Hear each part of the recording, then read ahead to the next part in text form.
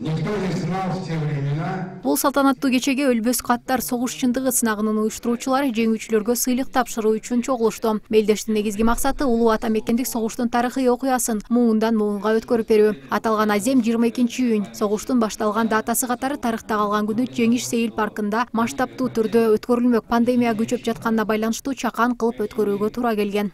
Всего приняло участие детей. Сынакка өлкөнүн бардык мектептеринен окуучулар катышышты. Жалпысынан 75 сыйлык коюлуп, 22 мектепке сыйланды. Гран-прини алган мектеп эң көп карт жана видео жиберген. Мыкты катышуучу деп эсептелген 3 мектепке интерактивдүү доскалар ыйгарылды. Сыйлыкка татыган мектептерден тышкары актёрдук чеберчилиги мыкты кичинекей бөбөктөр да көз жазымда калбай белек алышты. Мына бул кичинекей катышуучу Тилек Талас облусунан келген. Апасынын айтымында уулу сынакты угаары менен катышууга каалоосун билдирген. Жаш бөбөктүн талантын байкаган уюштуруучулар ага велосипед ыйгарышты.